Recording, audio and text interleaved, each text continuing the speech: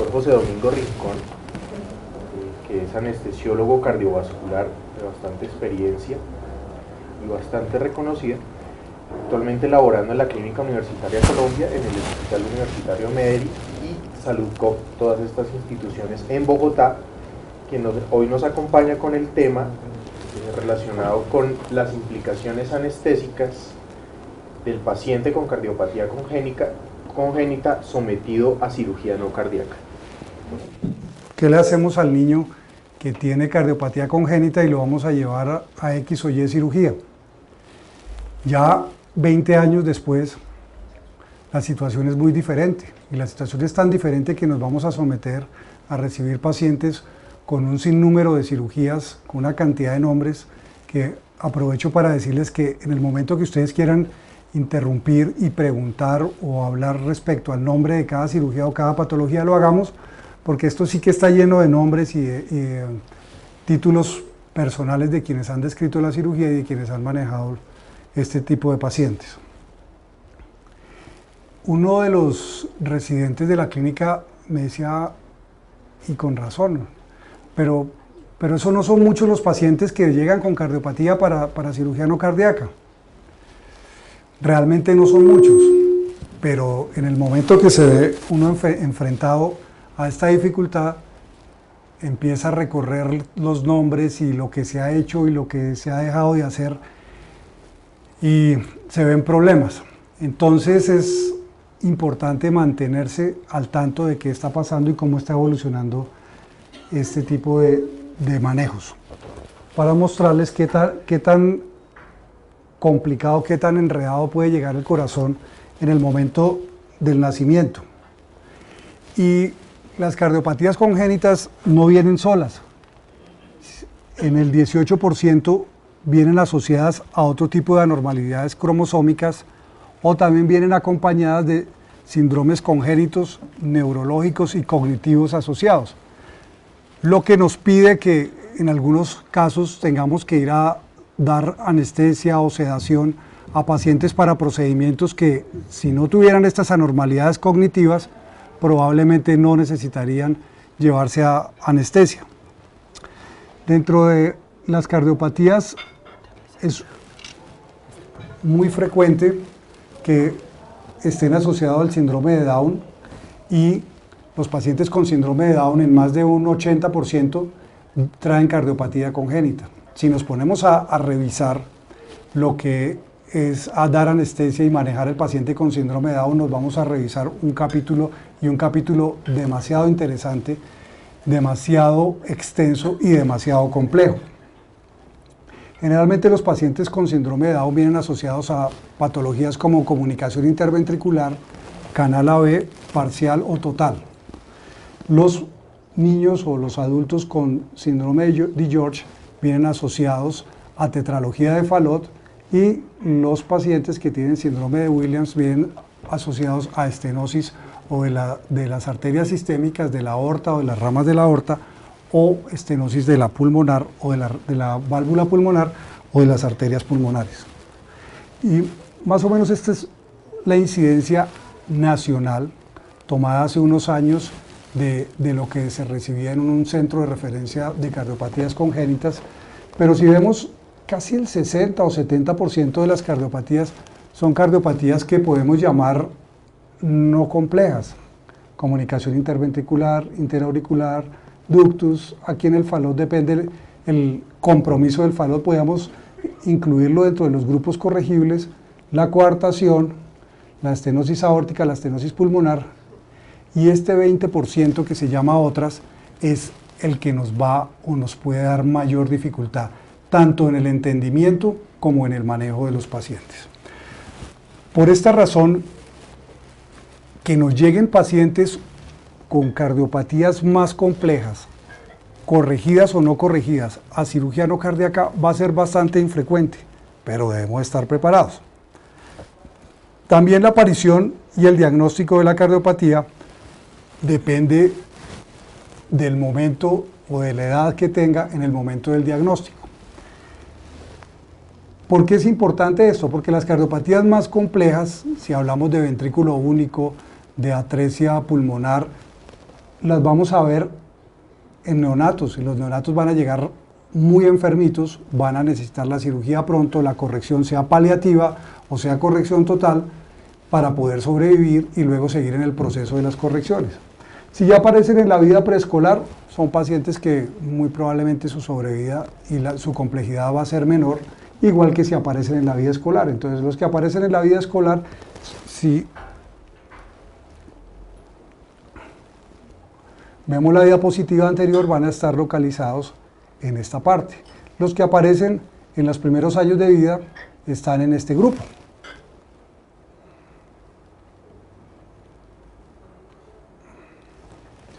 Y esta es la distribución quirúrgica aproximada en este momento de las correcciones que se hacen. Igualmente tenemos que la mayor parte de las correcciones están en el grupo que veíamos a este lado, lo que es comunicación interauricular, interventricular, cierre de ductos, coartaciones. Y las menos frecuentes son este grupo de la transposición, el drenaje venoso, el canal AB y las otras que habíamos hablado anteriormente.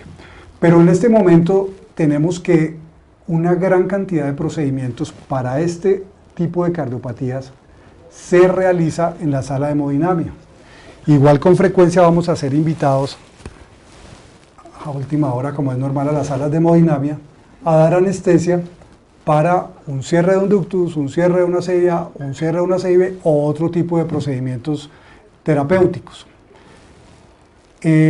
Más o menos de estos 1000 procedimientos que se están haciendo al año, 400 en el país, 400 procedimientos son de cierre de ductus, que son realmente procedimientos cortos, sencillos, en muchos sitios son ambulatorios, el paciente se va para la casa el mismo día del procedimiento, igual que para los cierres de CIA. Cambia un poco la situación cuando hablamos de cierre de CIB o otros procedimientos tipo valvuloplastia o fenestración de parches, que veremos algo más adelante. Entonces, muy seguramente los pacientes que nos van a llegar a la sala de cirugía son pacientes que han sido llevados a procedimientos en la sala de hemodinamia y que muy probablemente su compromiso sistémico es menor que los pacientes que hacen parte del grupo complejo. Y todo esto son la cantidad de nombres que les decía: CIA, hipoplasia del ventrículo izquierdo, estenosis aórtica, operación de Fontan. Son una cantidad de nombres que si uno se pone a mirar uno por uno, se vuelve loco, se enreda. Entonces, para eso y para poderlos agrupar, se decidió que fisiológicamente los vamos a agrupar en 3 grupos, que es lo que normalmente recomiendan los libros, y nosotros le hemos agregado un grupito y ya les voy a explicar por qué. Los pacientes con flujo pulmonar aumentado, flujo pulmonar disminuido, con obstrucción en la salida de una de las cámaras expulsoras, o este que lo agregamos nosotros es la mezcla sanguínea, y ya les voy a explicar por qué. Si el paciente tiene flujo sanguíneo pulmonar aumentado, ¿qué tipo de cortocircuito tiene? Si ese cortocircuito es intracardíaco o es extracardíaco. Si el flujo sanguíneo pulmonar está disminuido, podemos tener o una obstrucción en la salida o un cortocircuito de derecha a izquierda. Insisto, en cualquier momento que quieran podemos devolvernos y repetir lo que hemos hablado o aclarar. Y este grupo, que me parece muy importante, puede hacer parte de cardiopatías que, además de que tengan el flujo sanguíneo pulmonar aumentado, disminuido o obstrucción, tienen una mezcla de la sangre del circuito pulmonar y del circuito sistémico. Esa mezcla puede ser en gran cantidad, como la veríamos en un drenaje venoso anómalo que vamos a ver más adelante, o una hipomezcla, como se puede ver en la transposición, y más adelante lo vamos a explicar. La típica cardiopatía con flujo sanguíneo pulmonar aumentado: comunicación interauricular, comunicación interventricular, ductus arterioso persistente. Hasta este punto la mayoría se están tratando en la sala de hemodinamia. Canal atrioventricular, que les recuerdo, el canal es un defecto de fusión de los cojinetes endocárdicos se caracteriza por flujo sanguíneo pulmonar aumentado, con una comunicación interventricular de tamaño importante, más una insuficiencia mitral. Y desafortunadamente la mayoría de estas cardiopatías vienen en pacientes con síndrome de Down, que hace que esa resistencia vascular pulmonar se aumente muy tempranamente. Y es tan interesante cómo el flujo sanguíneo, cómo el lecho vascular pulmonar va cambiando, que los estudiosos de la hipertensión pulmonar hacían cortes de los vasos pulmonares en niños con CIBs antes de nacer o recién nacidos, y ya la hipertrofia de la muscular de esos vasos se denota, y se nota la hiperreactividad del lecho vascular pulmonar a las diferentes injurias, como vamos a ver más adelante. Los pacientes con flujo sanguíneo pulmonar aumentados tienen entonces sobrecarga de volumen y sobrecarga de presión sobre las cavidades derechas. La típica patología con flujo sanguíneo pulmonar disminuido, la tetralogía de Fallot, la atresia pulmonar, la atresia tricúspide y la anomalía de Epstein. Esta patología se caracteriza por un déficit en la oxigenación, déficit en la ventilación, simplemente por la alteración en la relación ventilación-perfusión. Tenemos alvéolos bien ventilados, pero la cantidad de sangre que va al pulmón es insuficiente. Y las lesiones obstructivas las pueden leer acá: estenosis aórtica, estenosis pulmonar, coartación de aorta. Ya el cerclaje de arteria pulmonar no es una lesión que viene con el paciente, sino es una lesión que le hacemos en la sala de cirugía. Obviamente cada vez menos. En una época, y hablando de hace más de 20 años, los niños muy pequeños con CIBs muy grandes se prefería hacer inicialmente un cerclaje de arteria pulmonar para más adelante llevarlo a cierre de la comunicación interventricular. En este momento el cerclaje de arteria pulmonar se utiliza especialmente para cardiopatías muy complejas, muy enredadas, para lograr que el flujo pulmonar se vaya hacia el circuito sistémico y no vaya a dañar la vasculatura pulmonar. Son pacientes o son situaciones en las cuales tenemos un aumento de la poscarga, obviamente por la obstrucción, y una disminución en el flujo distal. Y los pacientes o las cardiopatías que tienen mezcla sanguínea, tenemos el drenaje venoso anómalo. Más adelante vamos a ver una foto de cómo es el drenaje venoso anómalo. La transposición de grandes arterias, que es una disminución en la mezcla. Las fístulas sistémicos pulmonares, que son procedimientos realizados para aumentar el flujo pulmonar en pacientes en los que el flujo pulmonar es disminuido, o para lograr que llegue sangre a una u otra parte del organismo cuando solamente tenemos una cavidad expulsora. Y el Fontan fenestrado o no fenestrado, o las derivaciones cabopulmonares, que son procedimientos realizados en pacientes con fisiología de un solo ventrículo. Tanto el Fontan como el hemifontan y el chon bidireccional lo que buscan es una forma de llevar sangre a los pulmones a que se oxigene. En esta gráfica quiero mostrarles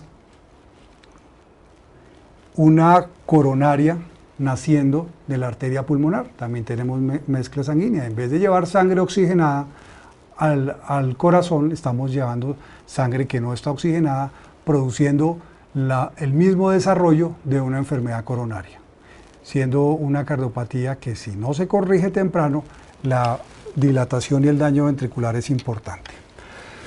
Pero bueno, vamos a irnos a la mayor parte de las cardiopatías, y de esa es la que con más frecuencia vemos y que escuchamos a cada nada en las unidades de recién nacidos. Son los pacientes con ductus. Se intentan cerrar farmacológicamente, a veces no se logran.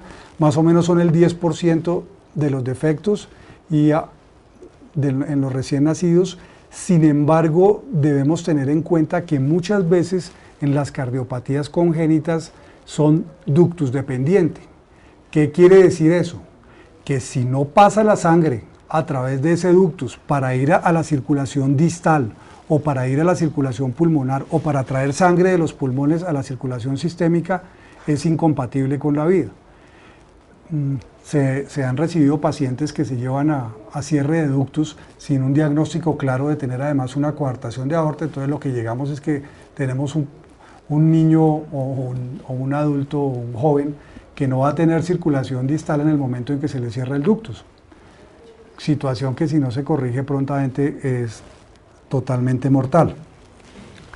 Las comunicaciones interauriculares también, la mayoría cerradas en este momento en la sala de hemodinamia con los dispositivos de Amplatzer, tiene varias formas y tenemos el foramen oval, el ostium primum, el ostium secundum, el tipo seno venoso, diferentes tipos de CIA que cada una tiene sus asociaciones. Si pensamos en el tipo seno venoso, hay que pensar que muy probablemente va acompañado con una vena cava superior izquierda.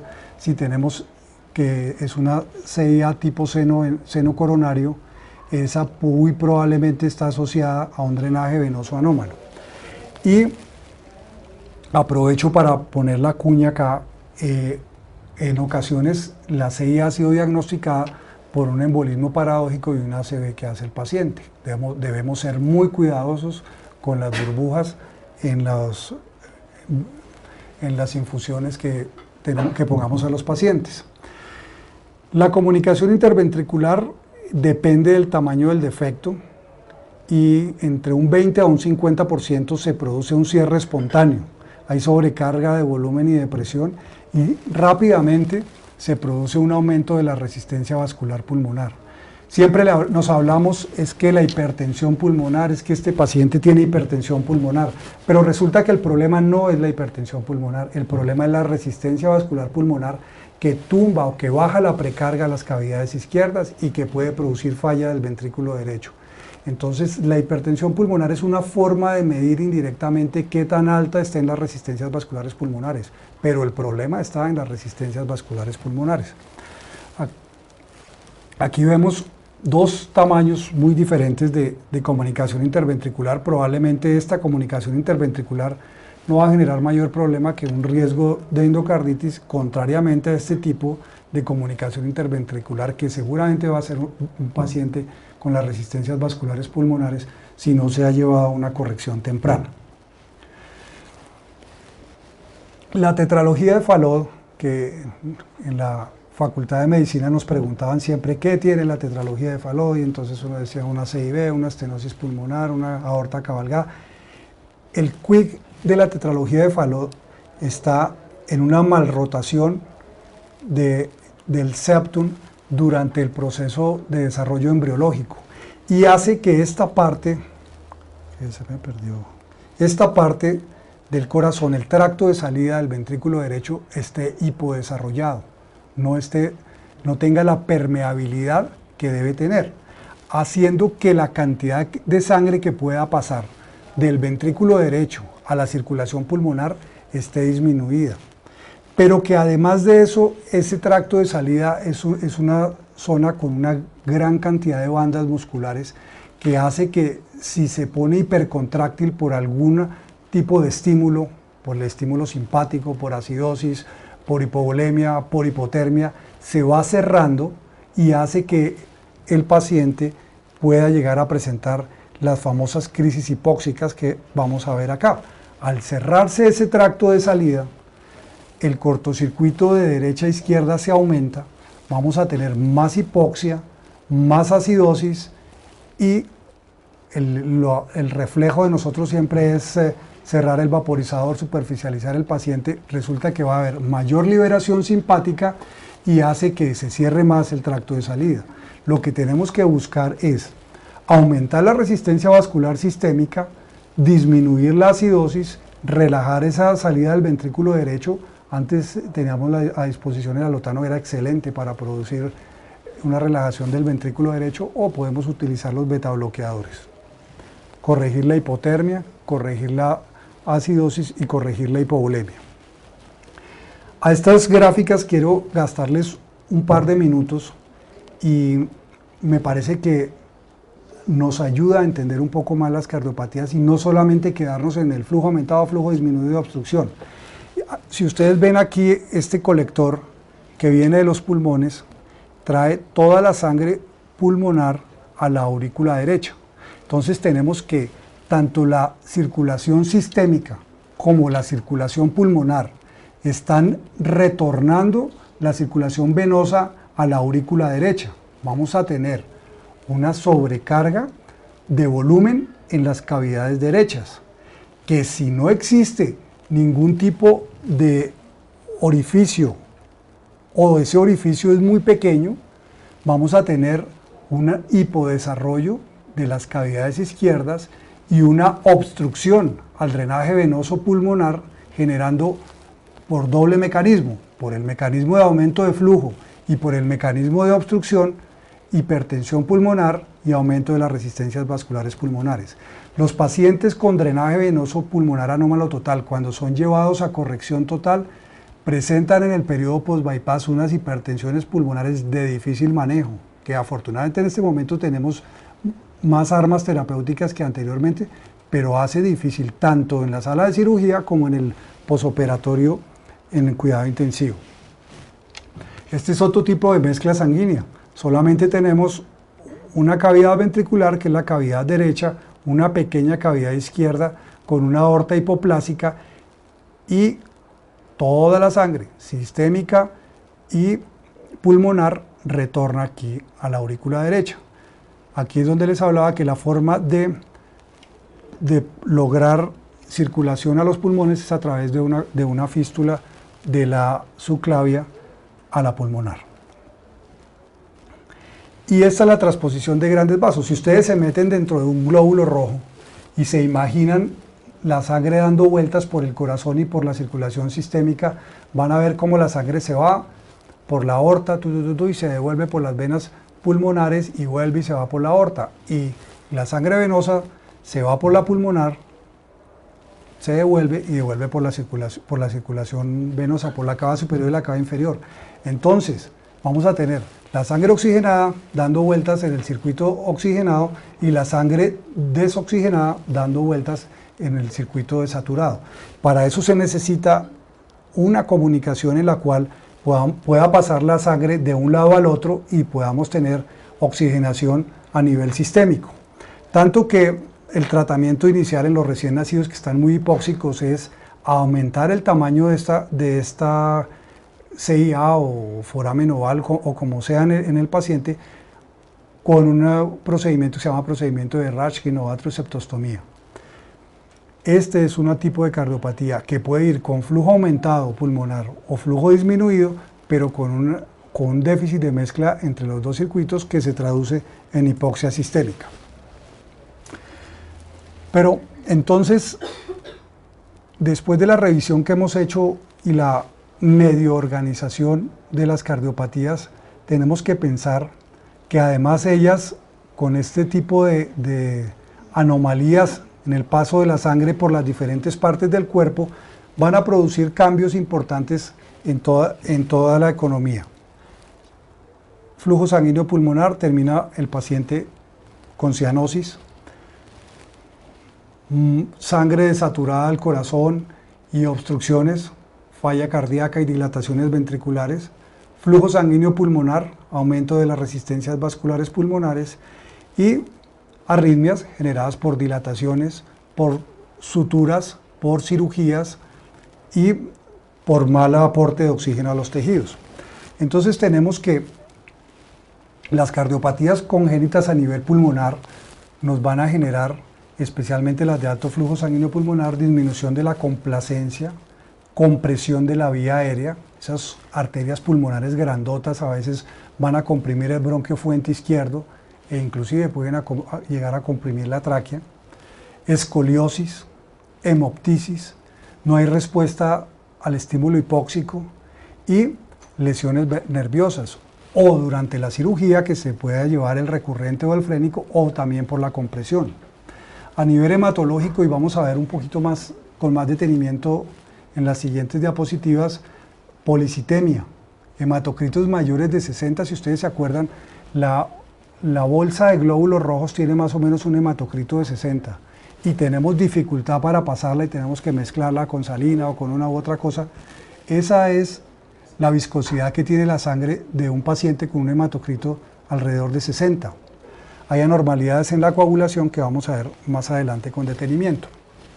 A nivel neurológico, me contaba hace un momento el doctor Zuluaga cómo ha recibido unos pacientes con abscesos cerebrales en pacientes con cardiopatías congénitas, émbolos, compresiones nerviosas y síntomas generales como los ven ahí, causados simplemente por el déficit de aporte de oxígeno a los tejidos. Los pacientes con aumento del flujo sanguíneo pulmonar, la mayoría son gorditos y los brazos son gorditos y las piernas son gorditas, los accesos vasculares son complicados. Y son complicados también los accesos vasculares en los pacientes que llevan 1, 2, 3, 4 cirugías, 4 venodisecciones, arteriodisecciones. Se ve uno en dificultades para lograr conseguir los accesos vasculares.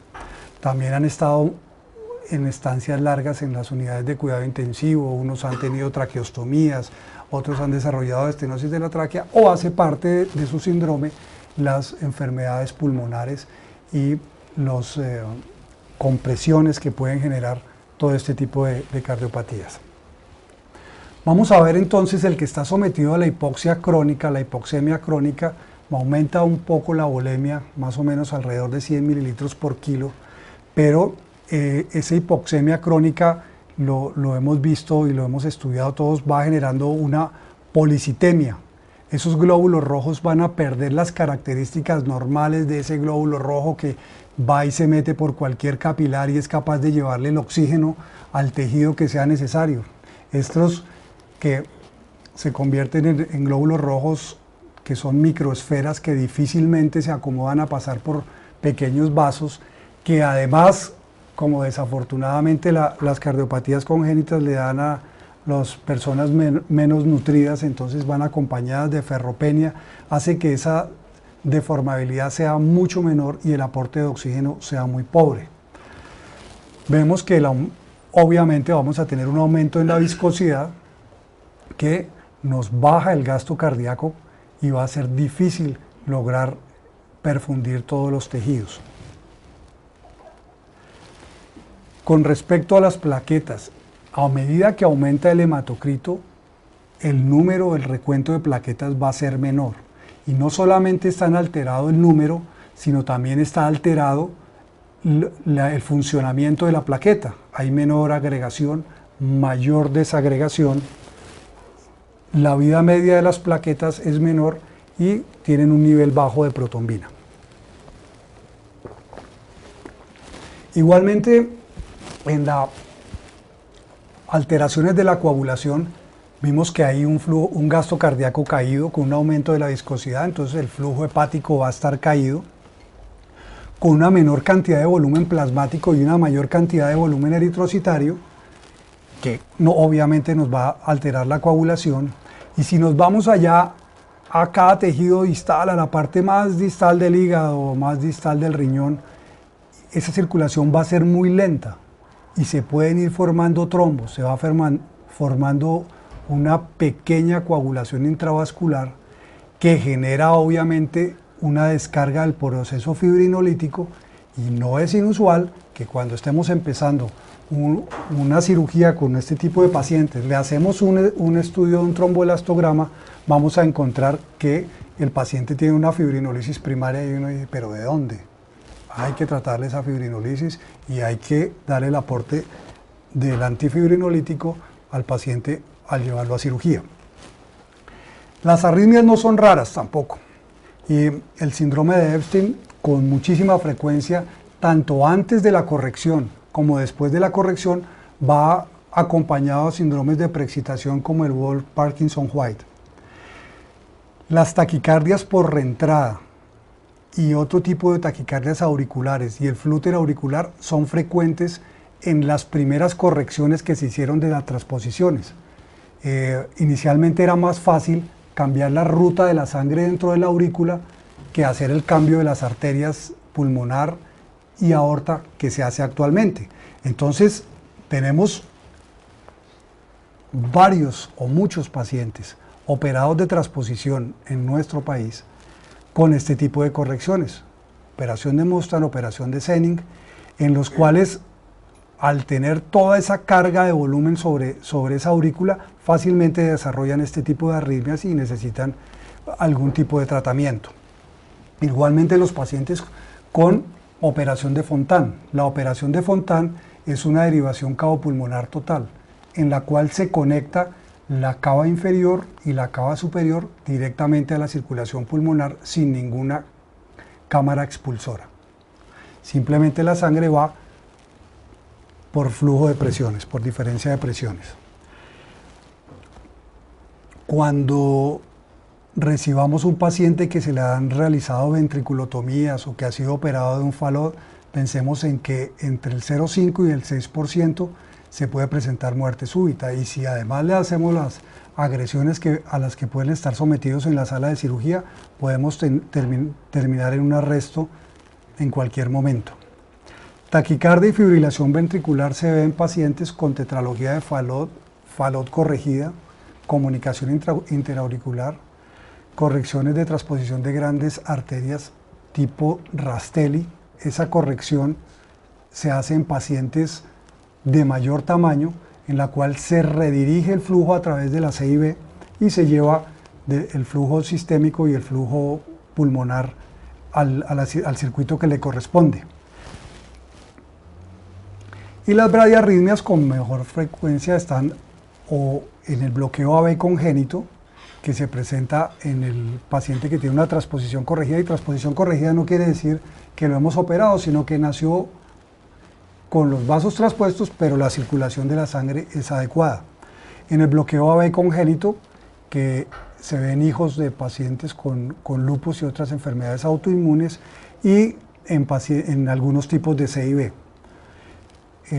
Si vemos los pacientes y los niños que se operaron hace muchos años, muchos de esos quedaban con bloqueo AB. Ya con la llegada de cirujanos con mejor entrenamiento y que tenían acceso a sitios que estaban dedicados totalmente al manejo de las cardiopatías congénitas, ya el bloqueo por cierre de CIB, que era el más frecuente, es inusual. Pero hay también muchos niños andando por ahí con CIB cerrada y con su marcapacito. Bueno, pero ya nos llegó el paciente y tenemos que verlo y tenemos que saber a qué no le vamos a medir. Consideramos un paciente de riesgo elevado, el que tiene hipertensión pulmonar, y me refiero siempre a aumento de la resistencia vascular pulmonar, cardiopatía cianosante, clase funcional 3 o 4, gran deterioro de la función ventricular y paciente, o los que han sido corregidos y tienen una fisiología de Fontan. Riesgo moderado a aquellos que tienen una válvula o un conducto protésico. Pensemos que en algunas patologías se ponía un injerto de un paciente que ha fallecido, un tubo con válvula o un tubo valvulado de las empresas que los venden, con cortocircuito intracardíaco, obstrucciones a la salida de las cavidades, disfunción ventricular moderada y arritmias. Y es un trabajo interdisciplinario, no nos podemos quedar nosotros como dicen ahora, atorados solos con el sapo, ¿no? Tenemos que ir a buscar y a hablar con el resto de especialistas a ver cómo vamos a manejar este paciente. El médico tratante, coloco aquí, depende el cirujano que va a tratar al paciente, sea el cirujano general, sea el urólogo, o el cardiólogo en la sala de hemodinamia. Consultar y discutir el caso con el cardiólogo, y normalmente los cardiólogos de adultos no entienden y no tienen muy bien desarrollada la neurona de los cortocircuitos, y ellos están muy acostumbrados a la enfermedad coronaria, a la hipertensión arterial. Entonces yo sugiero más bien que estos casos se discutan con cardiólogos pediatras o con cardiólogos de adultos que estén dedicados a manejar cardiopatías congénitas. Las imágenes diagnósticas son definitivas, y actualmente la resonancia magnética pues es un recurso increíble para saber qué realmente tiene el paciente o qué realmente le hicieron al paciente. El intensivista, que es a quien le vamos a entregar al paciente, que esté preparado y que sepa qué opinión y qué recomendaciones tiene al respecto, y el anestesiólogo, que es el que va a estar a la cabeza de esa situación. Y no voy a decir que el mismo cuento que en la evaluación preanestésica, entonces que una historia adecuada y que el examen físico, no. Aquí tenemos que pensar puntos claros. hemos entendido qué es lo que tiene el paciente y qué fue lo que se le hizo, qué fisiopatología tiene en este momento, no qué tenía cuando nació, sino en qué está en este momento, qué correcciones se le han hecho, podemos tener acceso a las descripciones quirúrgicas, a los registros de anestesia, qué tan grave es la enfermedad en este momento, ¿está en falla o no está en falla? ¿Esta patología es un síndrome complejo o es una patología aislada? ¿Y qué tipo de procedimientos se hicieron? Preguntémonos si existe o no cortocircuito, si hay o no obstrucción en ese corazón, ¿se realizó una fístula antes o no se realizó? ¿Hay indicios de deterioro de la función ventricular? Acordémonos que el ventrículo único es una de las patologías de mayor riesgo. Hay regurgitaciones valvulares y qué impacto tienen las terapéuticas y los medicamentos que está recibiendo en este momento. Y antes de proceder a llevar al paciente a la sala de cirugía, volvamos a revisar el caso, volvamos a revisar los estudios, discutamos la situación con los médicos colegas y procedamos a llevarlo a la sala de cirugía. Nuestros objetivos en la sala de cirugía es el mismo de siempre, asegurar el aporte de oxígeno a los tejidos, empezando por un buen control de la vía aérea, tratando de no deteriorar la función miocárdica que ya está suficientemente deteriorada, controlar el balance entre las circulaciones pulmonar y sistémica. Tenemos comunicaciones anormales entre las dos circulaciones. Si nosotros bajamos la resistencia a un lado o la subimos al otro lado, la sangre se va a ir a donde le va más fácil. Pero al irse al lado más fácil, el otro circuito va a quedar hipoperfundido. El que tiene que ir a recoger el oxígeno o a dejar el CO2 no lo va a poder hacer y todo se va para el circuito sistémico, o al revés, si se nos va todo para el circuito pulmonar, podemos llegar a encharcar esos pulmones. Cuidadosos y muy obsesivos con las burbujas en las infusiones y en los accesos vasculares, tener un plan anestésico claro y siempre el equipo de resucitación y a quién nos puede ayudar en estas situaciones apremiantes. Otra cosa que es simpática y que siempre escuchamos, bueno, pero el paciente tiene una hipertensión pulmonar, ¿qué le vas a poner? No es lo que le vamos a poner, es el mejor manejo de la resistencia vascular pulmonar lo podemos hacer nosotros con medidas generales. Sabemos que la hipoxia, la acidosis, la hipercarbia, los alfa-adrenérgicos y la estimulación simpática van siempre a aumentar la resistencia vascular pulmonar.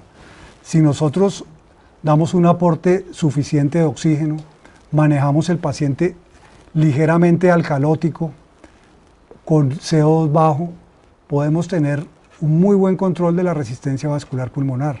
No olvidemos además la hipotermia, la hipovolemia, aumentan las resistencias vasculares pulmonares.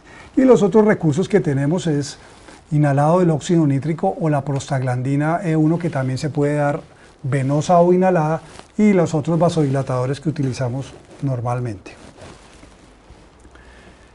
En general, llevemos al paciente a la sala con el ayuno más corto posible y si es necesario que el ayuno sea más de 4 o 5 horas, pensemos en la colocación de líquidos endovenosos, en que si el paciente tiene un hematocrito alto y además lo vamos a llevar un poquito deshidratado, la circulación y el aporte de oxígeno va a ser mucho más difícil. La premedicación, y si esa premedicación nos va a producir algo de depresión respiratoria, pensemos en el oxígeno suplementario. En pacientes con tetralogía de Fallot o con flujo sanguíneo pulmonar aumentado y aumento de las resistencias vasculares pulmonares, esa sedación y esa ayuda antes de llevarlo a la sala es muy importante, ya que la descarga simpática va a ser o que se cierre el tracto de salida del ventrículo derecho o que se cierre la vasculatura pulmonar. Continuar las medicaciones, se interroga un poco si vamos a continuar los diuréticos o los antihipertensivos, pero pues miremos qué está tomando cada paciente y qué necesidad tiene de cada uno de ellos. Antes de proceder a la inducción, evaluemos la oxigenación al 21%, porque al final del procedimiento no vamos a tener mejor oxigenación que con la que entró el paciente. Acordarnos de la profilaxis antibiótica y le vamos a gastar un tiempito más adelante, y Los pacientes que vamos a hacer o que van a ser sometidos a esas cirugías grandes, con grandes cambios de líquidos, a la corrección de escoliosis, a cirugías vasculares grandes, son de mayor riesgo, y también aquellos que van a tener cambios en las presiones de las cavidades abdominal o pleural. ¿Nos sirve algo la medición de la presión venosa central acá? De pronto la tendencia, pero si tenemos una fisiología de una anastomosis cabopulmonar o de un cortocircuito, de pronto la presión venosa central no nos va a servir de mucho.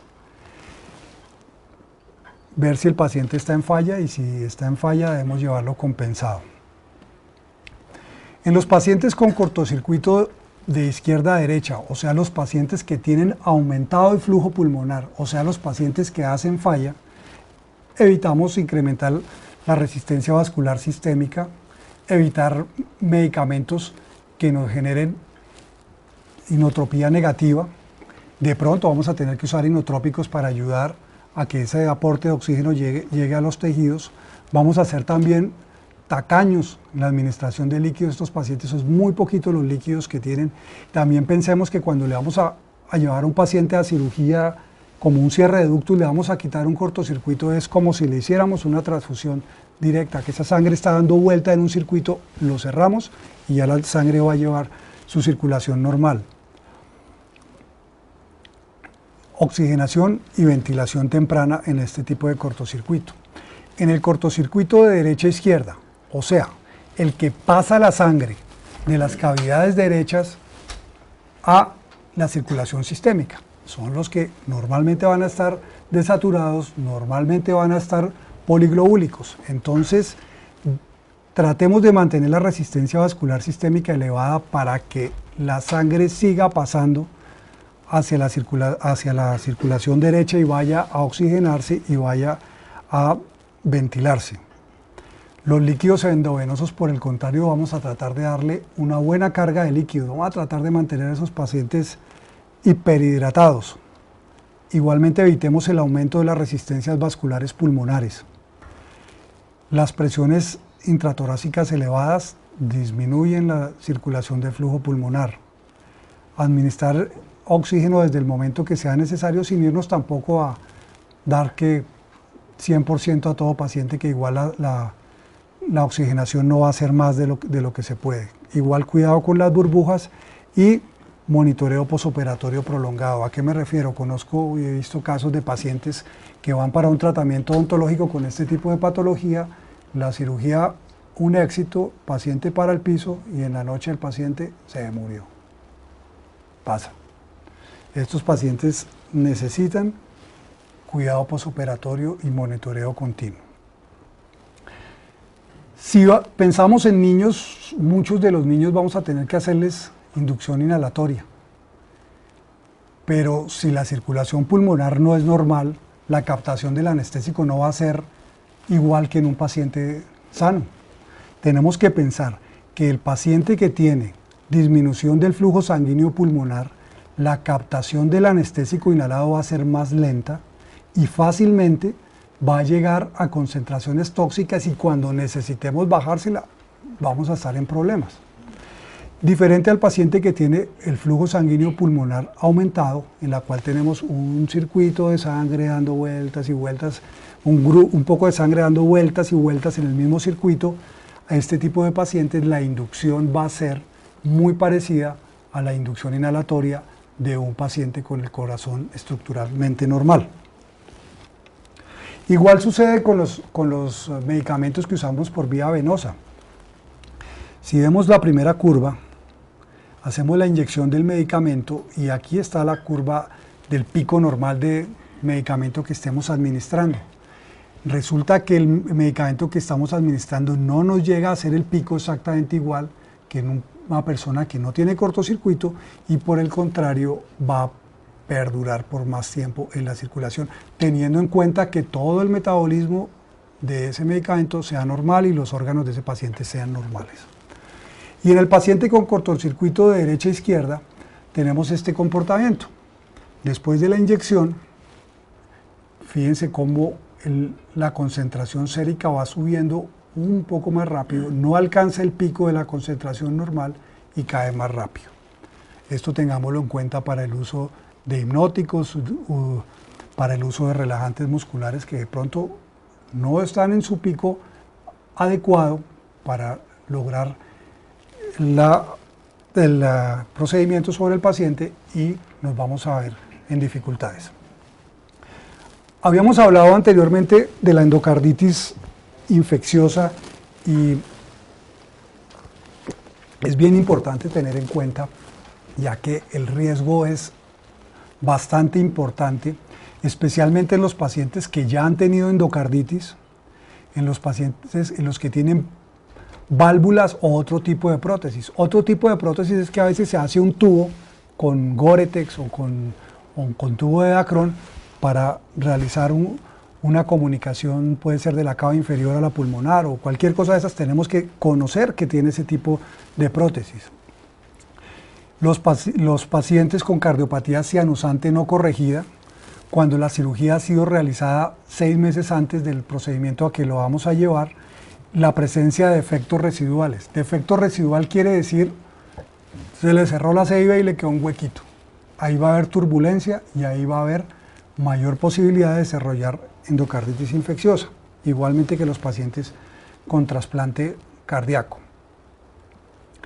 En estos procedimientos que ven ustedes acá, no está recomendado y no es necesaria la profilaxis antibiótica, solamente en aquellos que lleven menos de 6 meses de algún tipo de corrección.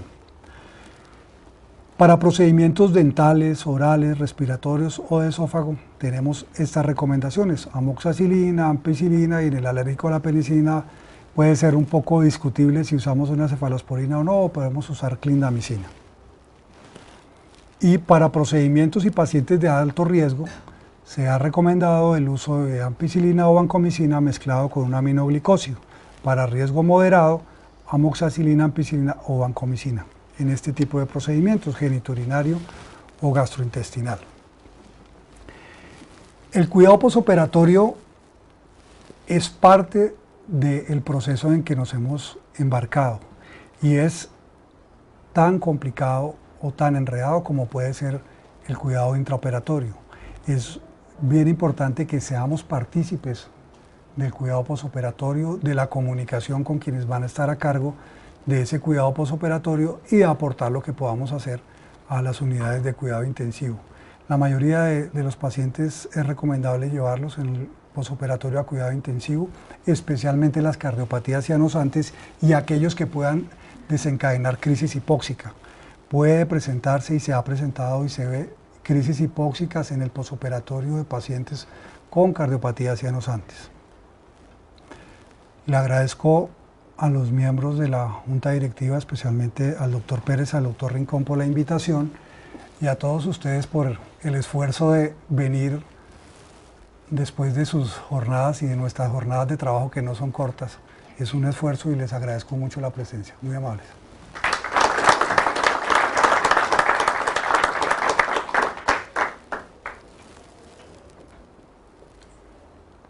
Podemos discutir el tema, las preguntas que ustedes sabían tengan.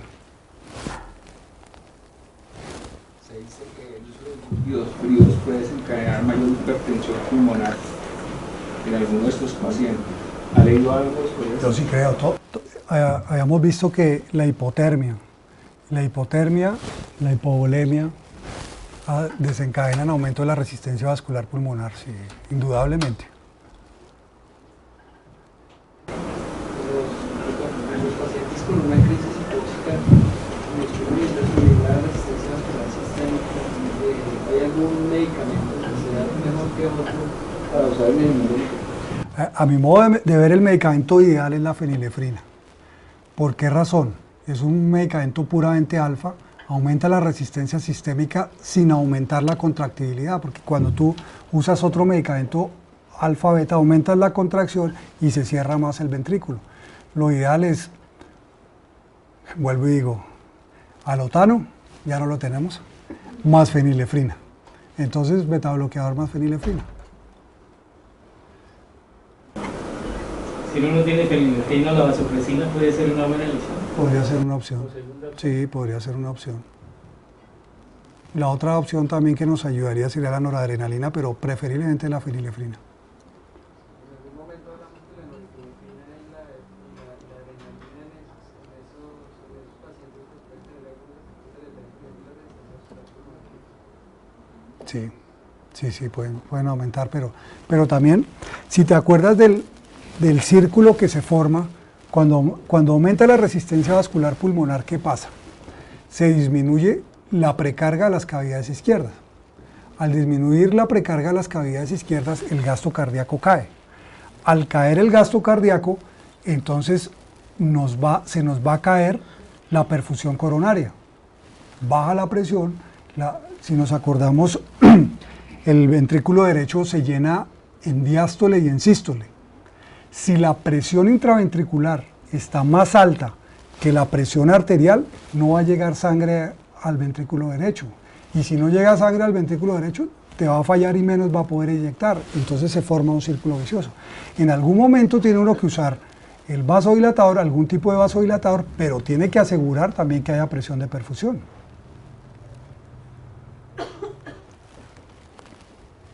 Yo una vez tuve un paciente de 24 años, 2 de la mañana, apendicitis aguda. Llegó taquicárdico, cianótico, desaturado y un soplo en mesocardio, hablamos de grado 6/6, apendicitis aguda. Uno a esa hora no cuenta con ningún elemento diagnóstico, un ecocardiograma, absolutamente nada. La primera conducta que yo tuve fue pues la ayuda de un colega intensivista. Evaluamos el caso, tomamos una radiografía de tórax, tomamos un electro, había una gran sobrecarga ventrículo derecho. Existía, para el intensivista, él pensaba que tenía una CIA con cortocircuito de derecha a izquierda, por la cianosis y la hipoxia. Como había que operarlo por la urgencia, pues en principio dije, yo no le coloco ninguna anestesia regional. Pienso yo, este paciente, la cirujana me dijo, es un tiempo quirúrgico corto. Y fue así, fueron 20 minutos realmente. Y yo hice una técnica anestésica endovenosa, con puro fentanil, bajo nivel de barbitúrico, y le puse sevoflurane a una concentración del 0,5%. En el opiáceo le puse 1000 microgramos de fentanil y lo llevé a la UCI. El paciente salió adelante y después, en el ecocardiograma al día siguiente, salió una tetralogía de Fallot. 24 años, entonces el pronóstico, decíamos con el intensivista, el paciente, había que hacer algo, y decíamos, este paciente no dura hasta los 40 años. Es que ese es el caso que a uno le llega, que desde los padres lo llevaron a los distintos hospitales y nunca dejaron hacerle intervenciones quirúrgicas. Eso fue progresivo en el tiempo y es el que le llega a uno, y probablemente uno decía, este paciente no dura los 40 años, porque ya era la hipertensión en ese momento, una hipertensión pulmonar 90 milímetros de mercurio, medio por ecocardiografía, calculado indirectamente. Sí, no había... Yo cuando me contaste la historia, yo hubiera pensado que era un paciente con una CIB con un cortocircuito ya invertido. Hubiera pensado inicialmente. Es inusual que los pacientes con tetralogía de Fallot hagan hipertensión pulmonar. ¿Por qué razón? Porque están protegidos. No hay estenosis pulmonar, hay estenosis del tracto de salida, no. Pero hay una parte, hay un grupito que tienen tetralogía de Fallot con agenesia de la válvula pulmonar. Entonces esos son los que, inclusive los que más compresión hacen sobre las vías respiratorias, que muy probablemente era el que tú tenías. Por eso no nos pongamos, si nos ponemos a aprender y a diagnosticar, todos nos volvemos locos. Lo que hay que hacer es tratar de encasillarlo. Este tiene flujo sanguíneo pulmonar aumentado, tiene cianosis, tiene flujo sanguíneo pulmonar disminuido, y manejarlo y salir del problema. Obvio que en cardiopatías congénitas la cosa es bien complicada, pero yo aprovecho para hacer la cuña y para estimular a que nosotros como anestesiólogos cada día lleguemos más allá con el ecocardiógrafo, y no solamente con el ecocardiógrafo transesofágico, sino con el transtorácico, que como a los cardiólogos les da pereza ir por las noches, y a todos nos da pereza ir por las noches a los hospitales, siempre los están dejando en las unidades de cuidado intensivo, y en un momento dado son muy útiles y nos pueden ayudar, que no vamos a hacer el diagnóstico fino de que la presión pulmonar está en 80, en 70, en no sé qué, pero nos puede ayudar a pensar algo más de cómo manejar el paciente y cómo salir de la urgencia.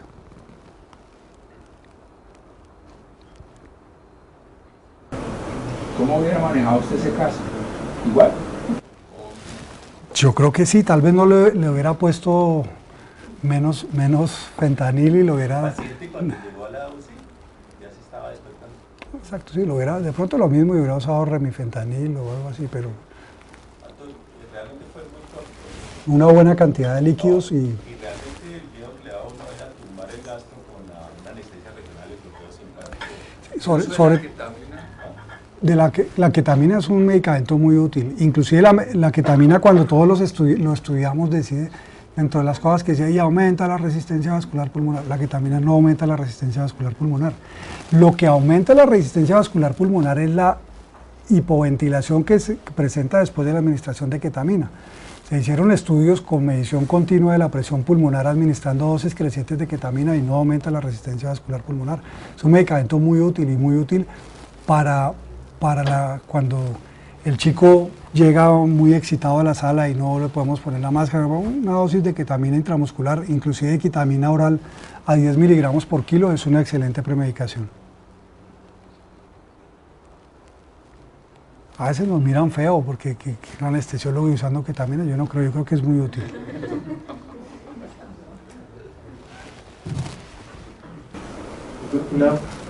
Una duda con respecto a la tendencia que hay actualmente a derivar algunos procedimientos en pacientes de alto riesgo, como podría ser alguno de estos, con técnicas anestésicas regionales periféricas, no neuroaxiales. Digamos, uno pensaría en principio pues que se evita todo el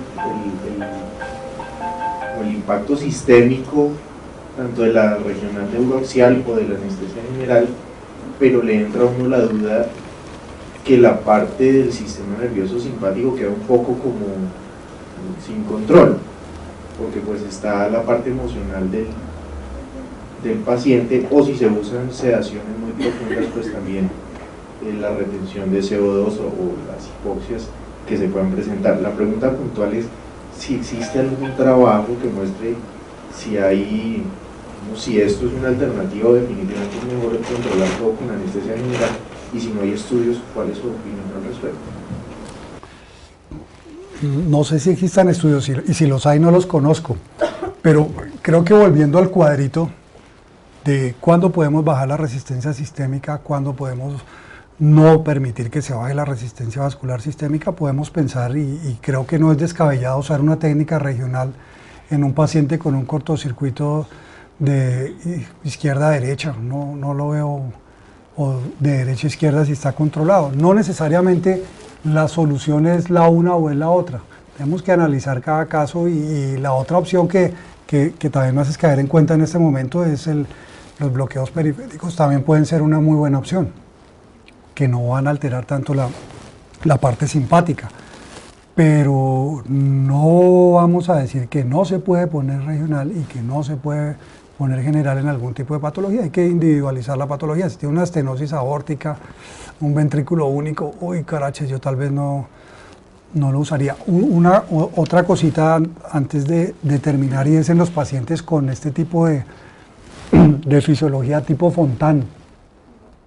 El aumento de la presión en la vía aérea nos tumba el gasto, y mucho, que la sangre va pasando pasivamente. Inflamos el alvéolo, se bloquea el paso de la sangre, y por el país hay bastantes, especialmente hacia el Valle del Cauca, que es donde les va mejor a los Fontanes. Aquí en Bogotá les va muy mal, pero muy mal. En el valle han tenido mucho mejor resultado y es obvio por la altura y la oxigenación. Bueno, muchas gracias. Un paciente con una enfermedad de Epstein, 17 años, que se inició para una laparotomía exploratoria por una herida por una cortopunzante. Se inició el tratamiento con manejo anestésico con Tiva y Seurana. Y un postoperatorio, una recuperación en la URPA con sildenafil por una hipertensión pulmonar severa y una estenosis tricuspidia, una insuficiencia tricuspidia severa. ¿Sí es recomendable el sildenafil en ese caso? Y también es recomendable iniciarle inhalados, Tiva o solamente Tiva? Yo creo que una mezcla de Tiva con inhalados va bastante bien, teniendo cuidado de que el Remedy siempre nos baja la frecuencia cardíaca y la baja bastante. Entonces miramos la edad del paciente. Si es un paciente de menos de 10 años, pues debemos tener una frecuencia más o menos alrededor de 100.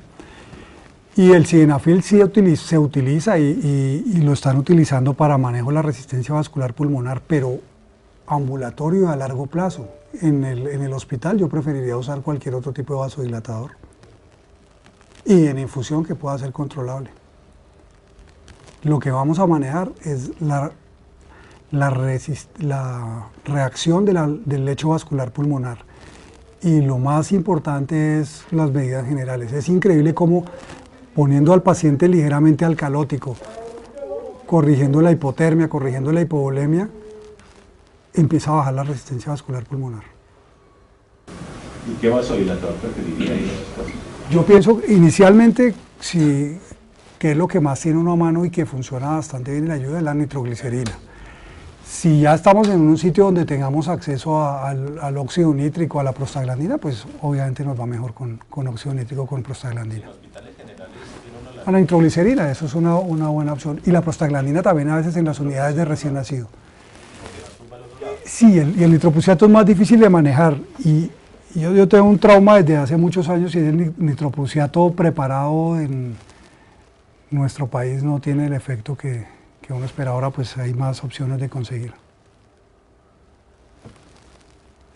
Doctor José Domingo, realmente mirando esto pues queda uno un poco medio enredado desde el punto de vista de monitoría, porque realmente excepto el eco, si uno tiene la opción de tener eco transesofágico y todas las cosas, pues ojalá pudieran, pero sabemos que en nuestro medio es muy complicado el acceso y tener la experticia, digamos, en el manejo del eco como tal para el intraoperatorio. ¿Qué monitoría usted recomendaría? Porque realmente es muy complejo. El eco, o sea, despachemos eso, el eco para las cardiopatías congénitas sí que es difícil. Eso es muy, muy complicado, muy enredado. Puede uno ver un cortocircuito, pero es bien complicado.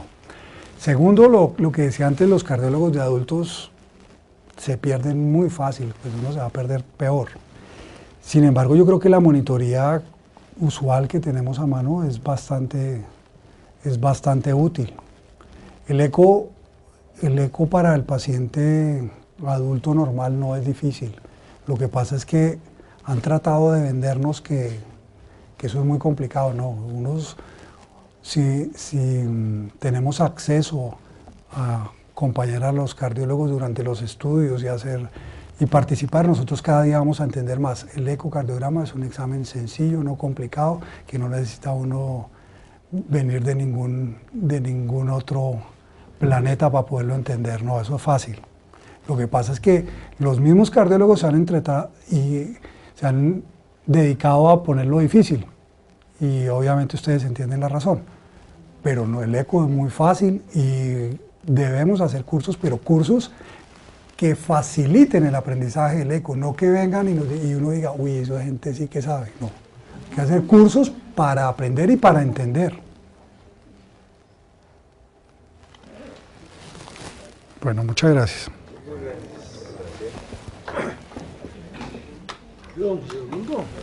Otro Mario, lo veo muy esbelto.